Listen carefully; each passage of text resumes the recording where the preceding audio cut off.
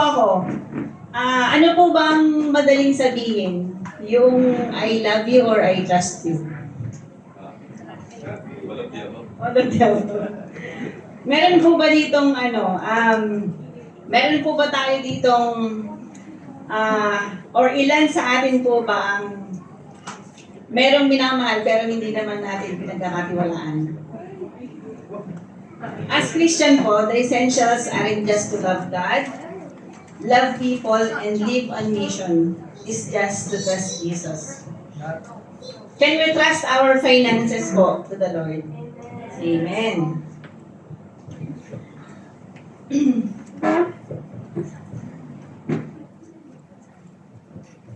Meron pong, sabi po, meron daw enemy ang ating faith. Yun po yung salitang enough. Sabi nga po, siguro po, sabi nga po doon sa mensahe ng Panginoon kanina, nasa atin na kailangan lang natin ilabas. Kailangan natin isubmit sa Panginoon. Totally submit. Yung obedience kasi, doon sa Christian context, ito yung willingly submitting to the authority and will of God. So kung hindi natin isasubmit yung ating finances kay Lord, hindi natin fully may entrust yung ating finances kay Lord.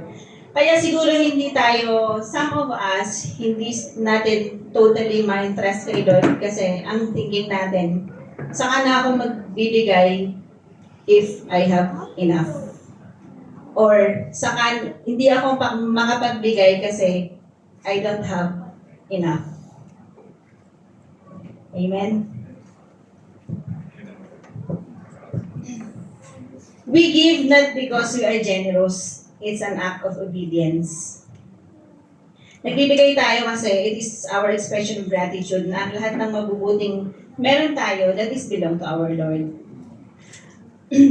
Kaya tayo nagbibigay, palagi nating tandaan that it provides for God's house.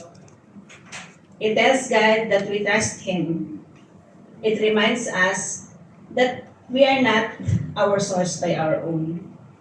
It connects our money to kingdom purpose. And lets everything else in our life know that God is our first. By practicing these things in our mind and keeping these things always, we experience God's faithfulness. Na-unlock din yung abundance ni God na blessing sa atin. And mapapansin ninyo kapag na-practice natin yung giving, hindi tayo nagiging greed. Kasi, nung hindi pa, i-testify ko lang, nung hindi pa kami giver nung asawa ko, yung nagdadalawang isip ka na bibili ba tayo? Yung ganon. Hindi yung, nung nag-start kami magbigay, nakaset aside na yung para sa Panginoon. Na, na siya, bagan, ito yung para kay Lord. Para kung sa kung kunyari may anak ka, hindi siya pwedeng mabuhay nang hindi siya dedede. Parang ganon, nakaset na yung mind natin na, this is for the Lord. Hindi pwedeng hindi. Hindi katulad nung reluctant ka, na marami na akong gastusin ngayon, huwag na muna. Yun yung kalaban ng faith, yung I will not give muna because I don't have enough. Amen? So, i-practice po natin yung pagbibigay para later on,